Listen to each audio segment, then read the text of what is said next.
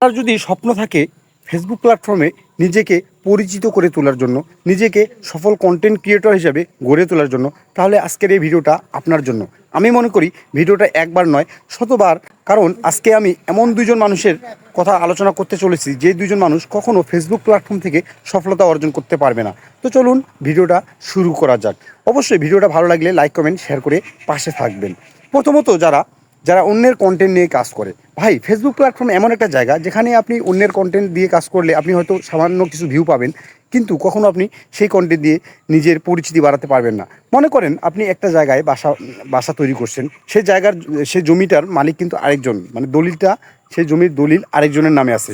সেই জমিটাকে আপনি কখনো নিজের জমি হিসাবে আখ্যায়িত করতে পারবেন না, বা নিজের জমি হিসাবে বলতে পারবেন না যে এই জমিটা আপনার, কারণ দলিল তো আরেকজনের আছে। আপনি যতই সেই জমির উপরে বাসাবাড়ি তৈরি করুন না কেন। ঠিক তদ্রূপ আপনি এই ফেসবুক প্ল্যাটফর্মে যতই অন্যের ভিডিও সুন্দর করে কাটছাট করে আপনার পেজে আপলোড করুন না কেন, কখনো আপনি সেই ভিডিওটাকে বা সেই কন্টেন্টটাকে আপনি নিজের কন্টেন্ট বলে চালিয়ে দিতে পারবেন না। কারণ ফেসবুকের এআই সিস্টেম এতটাই স্ট্রং যে আপনার কন্টেন্ট কোথা থেকে আপনি নিয়ে আসছেন, কীভাবে কী করলেন, সমুদায় তারা ধরে ফেলবে। আর ফেসবুকের কাছে যদি আপনি একবার ধরা খান, তাহলে আপনার রিচ শূন্যের কোঠায় দাঁড়াবে, এমনকি আপনার মনিটাইজেশন পর্যন্ত চলে যেতে পারে। এই জন্য কখনোই আপনি ফেসবুক প্ল্যাটফর্মে, অন্তত এই ফেসবুক প্ল্যাটফর্মে আপনি অন্যের কন্টেন্ট নিজের কন্টেন্ট বলে চালিয়ে দিতে পারবেন না। তাহলে লাভ কী হলো ভাই? আপনি তো নিজের ক্ষতি নিজেই করে ফেললেন।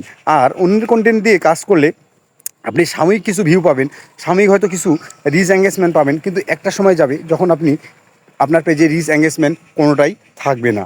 তদ্রূপ আপনি চেষ্টা করবেন যে যেটাই করেন না কেন নিজস্ব কন্টেন্ট দেওয়ার চেষ্টা করবেন। আর দ্বিতীয়ত যেটা হচ্ছে সেটা হচ্ছে মোস্ট ইম্পর্টেন্ট, আমরা অনেকে আছি যে ফেসবুক প্ল্যাটফর্মের যে গাইডলাইন আছে, ফেসবুকের যে নিয়মকানুন আছে, আমরা সেই নিয়মকানুনকে পাত্তা দিই না। দেখুন ভাই, আপনি যদি কোথাও একটা চাকরি বাকরি করতে যান, অবশ্যই আপনাকে সেই কোম্পানির রুলস অ্যান্ড রেগুলেশন মেনে চলতে হবে। আপনি যদি একটা ব্যবসা বাণিজ্য করেন, অবশ্যই সেই ব্যবসারও একটা নিয়মকানুন আছে, আপনাকে সেই ব্যবসার নিয়মকানুন মেনে চলতে হবে। বা যে কোম্পানিতে আপনি জব করেন না কেন, সেই কোম্পানির অবশ্যই রুলস অ্যান্ড রেগুলেশন যেটা আছে আপনাকে মেনে চলতে হবে। আর যদি আপনি মেনে চলতে না পারেন, তাহলে সেই কোম্পানিতে আপনি বেশি দিন টিকতে পারবেন না।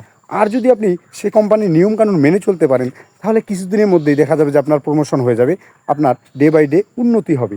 ঠিক তদ্রূপ আমরা ফেসবুক প্ল্যাটফর্মে যারা সফলতা অর্জন করার জন্য এসেছি, আমাদের সকলেরই কিন্তু উচিত হবে যে ফেসবুকের যেটা গাইডলাইন আছে, ফেসবুকের কমিউনিটি গাইডলাইন, অবশ্যই আমাদের ফেসবুকের গাইডলাইন মেনে চলা উচিত। কখনও কারো প্রতি হিংসাত্মমূলক কন্টেন্ট তৈরি না করা, কারোর সঙ্গে কাউকে গালিগালাজ করে কোনো কন্টেন্ট তৈরি না করা। আর আপনি যদি এইসব কাজ করেন, তাহলে অবশ্যই আপনি ফেসবুকের রুলস অ্যান্ড রেগুলেশনের বাইরে কাজ করছেন। আর আপনি যদি এইসব করতে থাকেন, হয়তো ফেসবুক প্ল্যাটফর্ম আপনাকে, ফেসবুকের এআই সিস্টেম, ফেসবুকের রোবট আপনাকে দুই একবার সতর্ক করবে। কিন্তু আপনি যদি একাধারে এই কাজগুলো করতে থাকেন, আপনাকে একটা সময় এই ফেসবুক প্ল্যাটফর্ম থেকে শূন্য হাতে ফিরে যেতে হবে।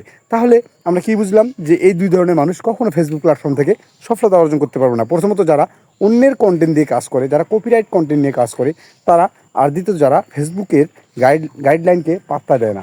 এই দুই ধরনের কাজ থেকে আমরা সর্বদা বিরত থাকার চেষ্টা করব। অবশ্যই ভিডিওটি ভালো লাগলে লাইক কমেন্ট শেয়ার করে পাশে থাকবেন।